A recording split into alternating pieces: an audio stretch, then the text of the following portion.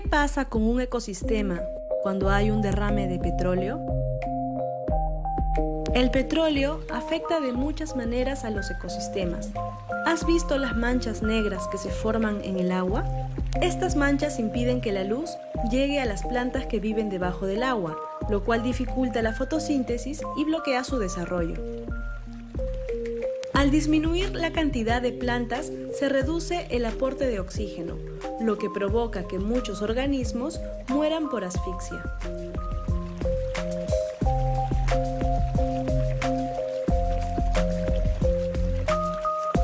Las algas son la base de la cadena alimenticia.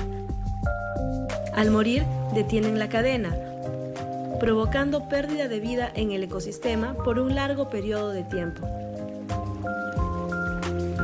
Cuando los peces mueren, flotan en el agua atrayendo a los animales, quienes los consumen y se intoxican con los hidrocarburos que contiene el petróleo.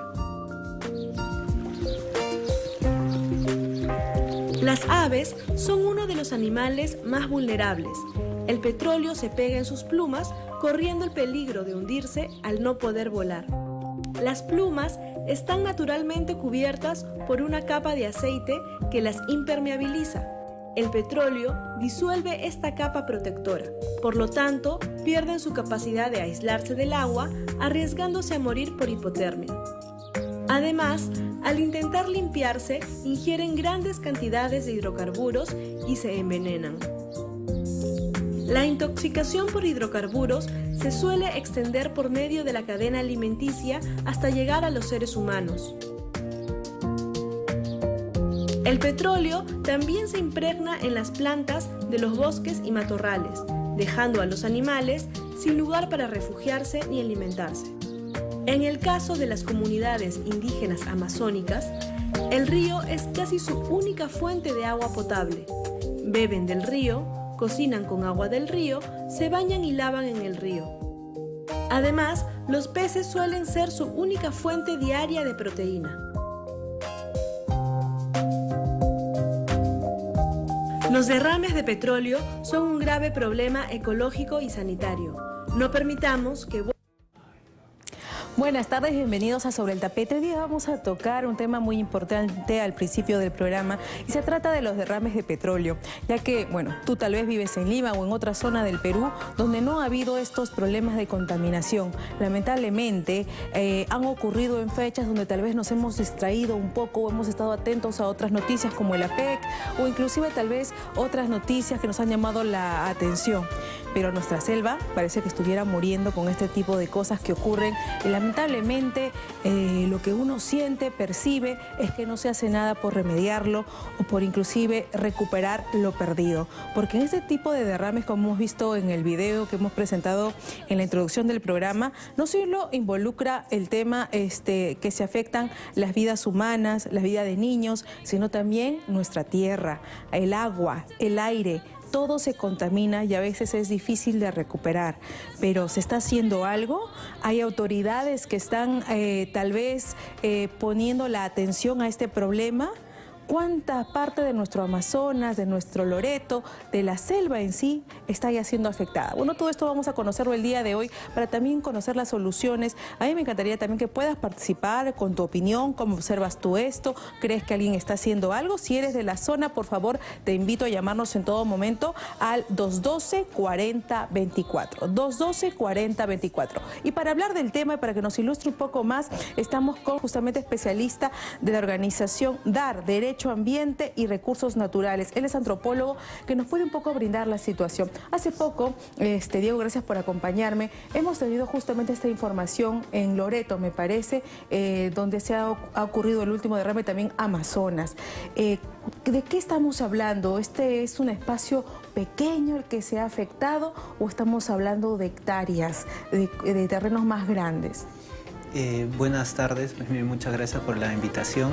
Efectivamente, yo pertenezco a una institución que trabajamos más de 10 años en la Amazonía peruana y en el trabajo que realizamos de acompañamiento a muchas organizaciones indígenas, también de análisis técnicos para generar respuestas o propuestas al Estado en materia de gestión ambiental, es necesario, hemos identificado, tener en cuenta el panorama general, ¿no? Tener en cuenta de que este año solamente, según el monitoreo que nosotros hemos realizado, son 14 derrames en el oleoducto norperuano, solo en la infraestructura del oleoducto, y 12 de ellos en la Amazonía. Si sumamos cada uno de estos en términos de extensiones, estamos hablando de una de las zonas amazónicas más biodiversas del planeta, una de las zonas que en tiempos de cambio climático sirve de reserva justamente para la captura de carbono, y una de las zonas de diversidad cultural más importante de nuestro país. Diferentes pueblos indígenas, como se mostraba en el video, no solamente aprovechan o tienen una relación directa con el medio ambiente, sino una relación cultural con su entorno. Explícanos un poco eso, porque me parece muy interesante, ya que nosotros, los peruanos, o inclusive si vamos a nuestras culturas de raíz, indias, indígenas, tenemos el ancestro que es, por ejemplo, en la sierra, la Pachamama, el dios Apu, que es de los cerros, tenemos el Inti, que es el sol, y el agua, la luna, que es la quilla. Más o menos en la selva, ¿cómo manejan sus dioses y qué tanto sienten afectados culturalmente este tema? Sí, en el tema de los derrames de petróleo se ha quizás visto una cara del impacto, ¿no? Que es el impacto ambiental, el impacto al espacio físico. Sin embargo, pueblos indígenas que habitan en la zona, sobre todo en la parte de Loreto, son zonas inundables, tienen una relación muy particular con el agua, ¿no? Sus dioses, sus espíritus no necesariamente están en el cielo como en el imaginario católico o en las montañas como en el imaginario andino, sino más bien vinculados al agua, ¿no? Los sabios, los espíritus, los muertos se van a mundos subacuáticos. Entonces, cuando tú contaminas un río, cuando tú afectas el ecosistema, no solo estás afectando su fuente de alimentos, sino también su espiritualidad, sus tradiciones, ¿no? Es su cultura la que estás dañando poco a poco, ¿no? Bueno, qué lamentable. Y dime, en el tema vamos a hablar del tema humano. Tú me hablas que hay todavía esas zonas, hay gente que vive, hay tribus, hay comunidades. ¿De cuántas personas estamos hablando y en qué manera se están contaminando? Muy aparte de que está la tierra y su agua contaminada, ¿se provocan enfermedades con este tipo de derrames a su salud? Definitivamente, ¿no? El daño que viene produciendo los sistemáticos derrames de petróleo en nuestra Amazonía está generando, por un lado, evidenciando las ausencias de herramientas de gestión que tiene el Estado, ¿no? Por ejemplo, en el tema de salud, cada vez que ha sucedido uno de estos derrames, quizás los más importantes como los de Chiriaco en Amazonas o los de Morona en Loreto, se activaron mecanismos como las emergencias de salud, emergencias sanitarias, pero estas se dictan por 30, 60 o se amplían hasta 90 días. El petróleo como hidrocarburo pesado no desaparece en 90 días. Los impactos que genera no desaparecen en 90 días. Entonces, muchas de las comunidades afectadas han dicho que eso es insuficiente. Lo que se necesita es una política integral de remediación ambiental, porque los derrames no solamente suceden en Loreto, también hay derrames en otra parte de la Amazonía. Esta política ambiental, esta política nacional de remediación debería de tener un capítulo para investigar, por ejemplo, responsabilidades. En el caso de los derrames tenía que tener un capítulo para inventariar y hacer una base de datos de los afectados en salud. ¿Cuántas personas en este momento están incrementándose la cantidad de metales pesados en su sangre por consumir agua directamente de ríos contaminados o por comer pescados contaminados, ¿no? Esta política integral debería de promover, como se ha exigido durante mucho tiempo, la modernización de las infraestructuras. Aquí no hay ningún pueblo indígena, ninguna comunidad que se esté oponiendo a la inversión. Todos queremos, salimos de una PEC súper prometedora, en donde se han generado espacios de discusión, pero sin estándares, sin mecanismos de control y vigilancia, sin la participación de la gente que vive alrededor de las inversiones, es difícil poder entender una inversión sostenible y responsable. Mira, qué importante lo que tú nos señalas, porque cuando ocurren este tipo de cosas salen los críticos, ¿no? En el tema de decir que justo son la gente que no quiere permitir el avance, que está en contra de la modernidad, lo cual que yo creo, bueno, poco a poco nos vamos adaptando, mientras tanto también hay que cuidar nuestra tierra. Pero, y ahí me detengo un ratito, porque justo por ahí, entre el análisis de este tema, escuchaba una teoría, no sé, en el tema de qué es lo que ocurre, por qué ocurren que estas tuberías se rompen. Y una persona señaló que, por ejemplo, era que la gente nativa trata o rompe, creo que el material del tubo, no sé qué valor tiene, y que por ahí es como acá, como a veces sacan las cosas del fierro para vender, ¿no? ¿Es así o a qué se debe mediante los estudios o investigaciones que han realizado las causas de estos derrames? Hay diferentes investigaciones de carácter más técnico, cercano a la ingeniería, que nos dicen claramente de que una infraestructura de ese tipo es muy difícil que alguien con un serrucho esté horas de horas, días de días intentando romper. Correcto. Se necesita una maquinaria muy especializada, una maquinaria que necesite equipos electrógenos, que necesite conocimiento técnico. Y ese conocimiento y esos equipos no están tan a la mano en las comunidades. Con esto lo que queremos decir es que se necesita justamente una investigación integral, participativa y amplia sobre lo que está pasando. Y no solamente centrarnos en ver la responsabilidad de quién está rompiendo el ducto, sino la responsabilidad de que esa infraestructura de más de 40 años se debe haber modernizado hace mucho tiempo y que hace 7 años se debe haber adecuado su instrumento de gestión ambiental. Hasta este momento, el Ministerio de Energía y Minas no ha promovido, no ha viabilizado la modernización o la adecuación de ese instrumento de gestión ambiental, que es un programa de adecuación de manejo ambiental. Hay una norma, así como ahora que estamos hablando del tema de seguridad en una tienda, en un centro al que vamos. Y lo pongo así, señores, porque una cosa es la situación que tú vives acá en Lima y una cosa es la situación que vivimos en el Amazonas. Por eso pregunto, ¿hay una norma que diga, este equipo tengo que renovarlo cada 7 años, cada 5? ¿Hay alguien que supervisa eso o todavía no existe? ¿Lo ven cuando quieren? Sí, el Sistema Nacional de Gestión Ambiental tiene un sistema de evaluación de impactos ambientales y una ley que es la que ya nos da el camino para responder a preguntas como estas, ¿no? Y nos dice que cada 5 años los estudios de impacto ambiental de cada proyecto tienen que adecuarse a la situación de ese momento, ¿no? Porque la vida va cambiando, los ecosistemas también.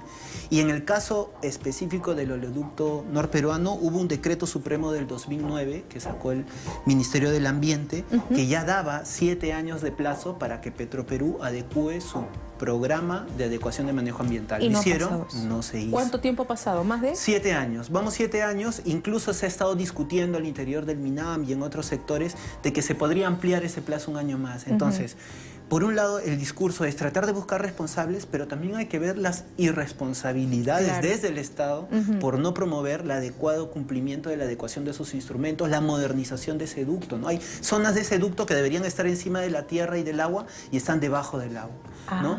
El Estado mismo y la empresa dicen, nosotros conocemos toda la infraestructura, acá están los planos, pero cuando vas a recorrer el territorio, esa zona del ducto que dice en el plano está encima, está debajo del agua. Sucedió en Cuninico en el 2014.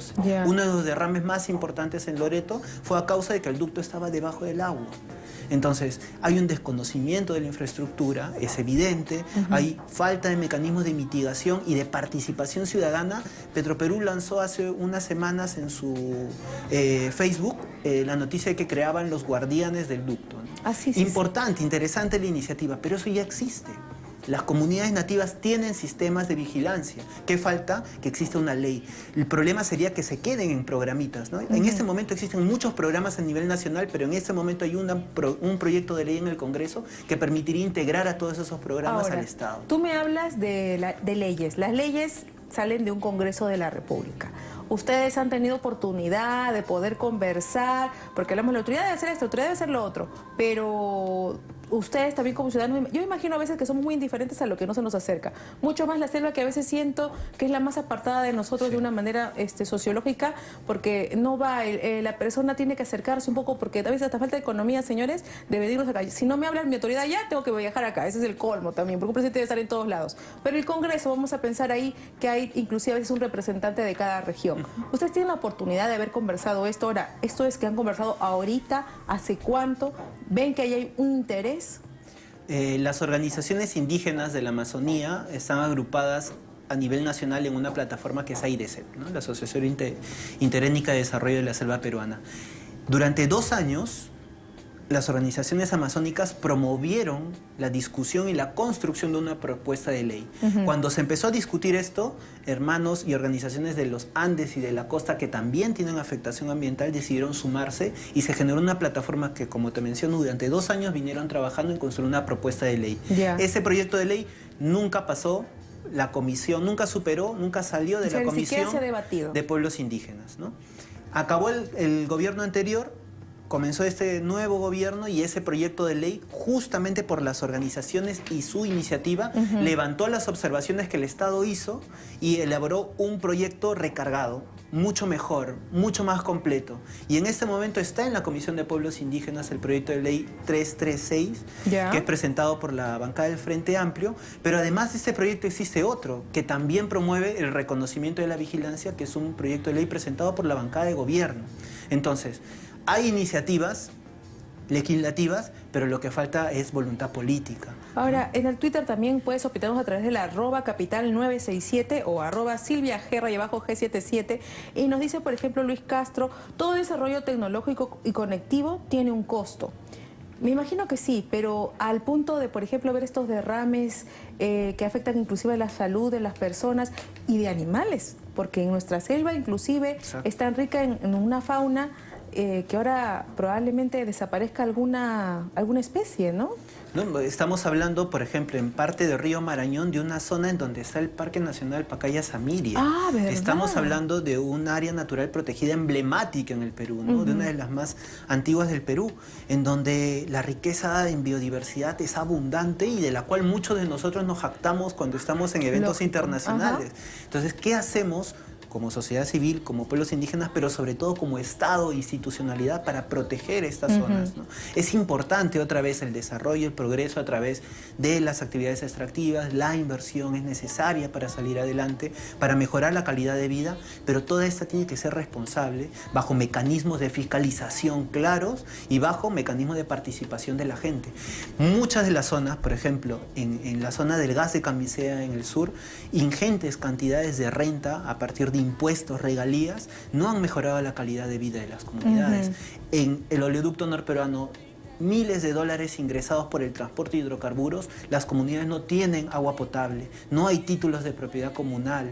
Entonces, estamos hablando de un desbalance entre los beneficios que ingresan al Estado y los que retornan a las comunidades locales, ¿no? ¿Cómo ven también el tema de estas tribus que todavía tal vez no se acercan mucho a la modernidad o están aisladas, inclusive son, ¿cómo puedo pensar? Todavía viven pues en un tema bastante, dije, hasta con el lenguaje, ni siquiera español, ni con las justas se comunicarán. Vi hace poco un informe, no sé si es de la zona afectada, ya era un tema de una tribu recontra aisladita, que inclusive corría peligro. ¿Ustedes manejan también un censo más o menos de la cantidad de gente que también podría estar en peligro por esto? En primer lugar, es importante y justo aprovechar los medios de comunicación para posicionar ciertos conceptos, ¿no? Por ejemplo, las mismas comunidades indígenas se hacen llamar pueblos, ¿no? Y en este caso estaríamos hablando de pueblos en situación de aislamiento y contacto inicial. El Viceministerio de Interculturalidad del Ministerio de Cultura es el ente encargado de poder implementar, por ejemplo, la ley de pueblos en aislamiento y contacto inicial. El reportaje del que hablas, del que comentas, es uno del pueblo Maxcopiro, que vive en la frontera entre Cusco, Ucayali y Madre de Dios. Han habido incidentes recientemente, han habido salidas de estos pueblos que deciden autónomamente aislarse de la sociedad nacional. En esta zona hay varias reservas para pueblos en aislamiento, hay una en particular que es la Cuapacori Nahuananti. En la zona norte de esta reserva hay un pueblo pequeño en contacto inicial que se llama el pueblo Nahua. Ellos en este momento tienen índices de 80% del pueblo afectados con mercurio en su sangre, ¿no? Vamos 2 años de denuncias, el mismo pueblo ha salido a denunciar la situación y el gobierno y el Estado lo que ha promovido son mecanismos de investigación para encontrar la fuente, pero durante 2 años no se encuentra. Es demasiado largo el tiempo. Entonces, estamos condenando a un pueblo que ha decidido replegarse porque no quiere vincularse con la sociedad nacional por X motivos, de manera autónoma, pero en donde los abandonamos cuando se necesitan mecanismos de control sanitario eficaces para ese tipo de situación, ¿no? Si eso pasara en una ciudad, o sea, imagínate en Miraflores la gente afectada por mercurio en su sangre, ya se hubiese activado mecanismos súper rápidos para atender ese a eso voy, señores, cuando tratamos de tocar estos temas. Tal vez tú lo sientas muy lejos porque no vives ahí, pero ponte a pensar, imagina que en tu parque, donde tú vas con tus hijos, con tus mascotas, no sé, piensen de la nada a hacer un edificio. Cuando tú esa zona te fuiste a vivir ahí de otra manera, o de la nada alguien echó un veneno a todo el parque y ya ni siquiera tus hijos se pueden ir a jugar. O sea, esa es más o menos la situación para que entiendan lo que está pasando en nuestra zona. Hablabas tú del tema de salud, que se hace un plan de emergencia que cubre determinados meses, o un mes me parece, o dos, pero ustedes necesitan más. ¿Cuáles son las enfermedades que en la actualidad se observa en los pueblerinos a raíz de estos temas? Tenemos que comenzar por señalar de que no existe, como te mencionaba, un documento oficial del Estado que nos diga cuáles son la situación de todos los afectados en salud en zonas extractivas.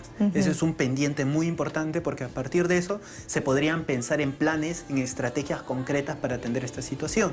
Sin embargo, lo que nosotros hemos podido ver es que en zonas extractivas, sobre todo hidrocarburos, lo que cunda es, por un lado, efectos de enfermedades estomacales, ¿no?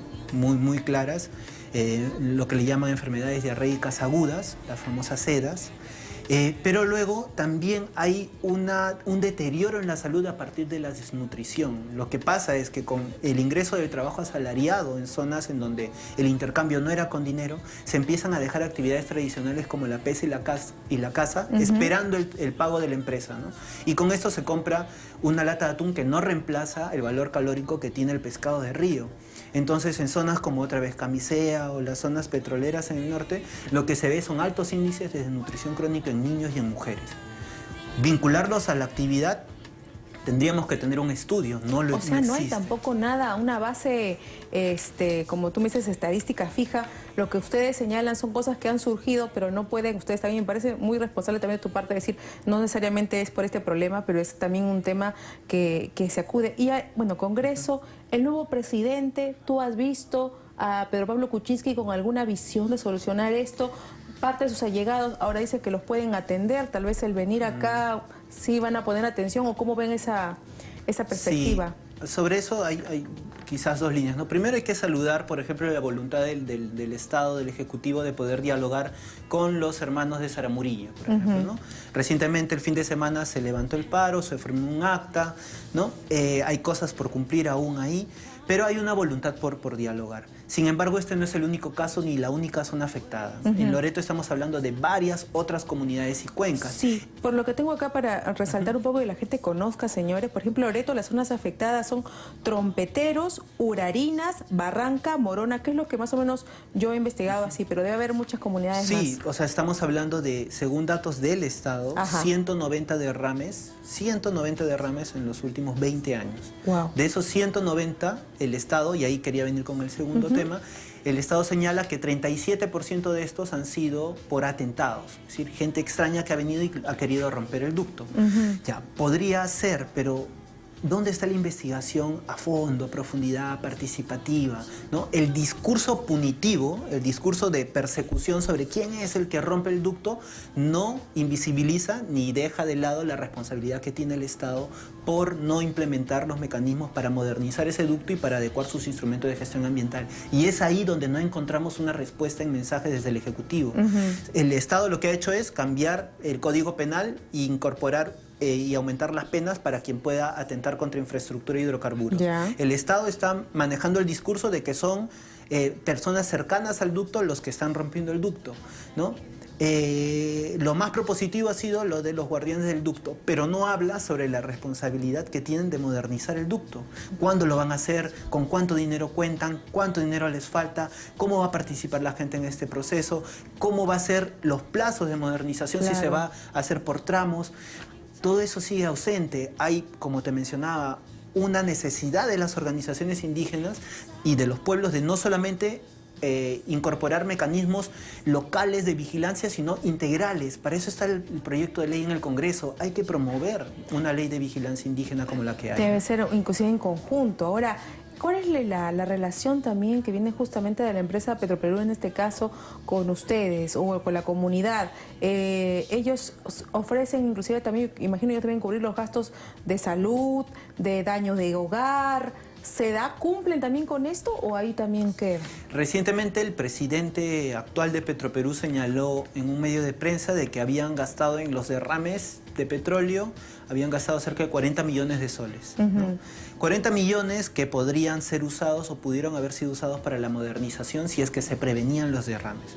¿no? 40 millones que han gastado en traslado de equipos a la zona, en limpieza del petróleo de río, en atención a las familias afectadas, pero que otra vez con mecanismos de vigilancia permanente, ¿no? Recordemos, como bien mencionabas, las comunidades viven cerca a los ductos. Cuando ellos salen a cazar, atraviesan incluso zonas en donde están los ductos. Saben cuáles son las zonas sensibles de los ductos, en donde sí la infraestructura quizás está mejor conservada y en qué zona el suelo se ha deteriorado, ha permitido que el ducto baje su nivel o esté debajo del agua, y saben cuáles son estas zonas sensibles. Tenemos que incorporar esta información y el trabajo que realizan los vigilantes indígenas en el Sistema Nacional de Gestión Ambiental. Tenemos que valorar esa información y, sobre todo, tenemos que fortalecer al Estado con esto, ¿no? Es decir, aquí lo que queremos es inversión para mejorar calidad de vida, inversión sostenible, responsable, pero con participación. ¿no? Interesante lo que nos dices. Bueno, yo te agradezco, Diego, por estar acá, contarnos esta situación. Lo que yo quiero, señores, ahorita a esta hora, Lambayeque y Cajamarca están pasando por unos incendios forestales muy fuertes, que ya son varios días. Y recién ayer se ha declarado en emergencia las zonas. O sea, hemos estado tan distraídos, tal vez con el APEC y otras cosas que ocurren acá en Lima, pero el Perú es mucho más que la capital. Entonces, no esperemos a que varias hectáreas de animales y flora mueran por este tipo de cosas, sino en las precauciones del caso. Un mensaje, por favor, para poder terminar el día de hoy, que dirígete al presidente o a los congresistas, porque esto es un tema que no queremos más adelante. Nuestra selva se está desapareciendo y recién reaccionemos, ¿no? Sí, justamente a partir del tema de los incendios forestales, justamente ese tipo de situaciones también se podría prevenir, solucionar y atender rápidamente con mecanismos de vigilancia. Y estoy seguro que las comunidades que viven alrededor de estas zonas ya sabían, además de estar expuestas, tienen mecanismos para enfrentar y alertar de la zona, pero no son parte del radar del Estado. Tenemos que incorporarlas. Y en tiempos en donde el Perú es el tercer país en el ranking de mayor afectación por efecto del cambio climático, en donde viajamos por el mundo hablando de la gran diversidad natural, cultural de nuestro país, es importante tener en cuenta que también los derechos del medio ambiente de los pueblos indígenas tienen que ser incorporados en mecanismos de planificación, en mecanismos de control, de vigilancia, para generar inversión responsable, sostenible y que a la larga nos pueda dar realmente un bienestar a todos y a todas las peruanas, ¿no? No solamente en las ciudades, sino ahí también en la Amazonía. Así es. Muchas gracias, Diego Saavedra estuvo con nosotros. Eres especialista de ejecutivo de acá de la organización DAR, Derecho Ambiente, Recursos Naturales. Ya sabes, señores, no solo el Perú es Lima, hay que cuidar y ojalá que los amigos congresistas y el propio ejecutivo, el presidente de la República, empiecen a hacer algo. Yo no quiero que mañana, pasado, nos digan que van a declarar en emergencia la selva por la contaminación que vienen realizando algunas empresas. Está todo el derecho de evolucionar, modernizarnos, pero también merece respeto la gente que vive ahí, así que a cumplir las normas como acá también se nos exige a cada uno de nosotros. Nos vamos a un corte y volvemos con un tema de salud muy importante, especialmente ahora que entramos a un mes de vacaciones probablemente y te vas a viajar, hay que cuidarse de una enfermedad que te voy a contar luego del corte. Muchas gracias.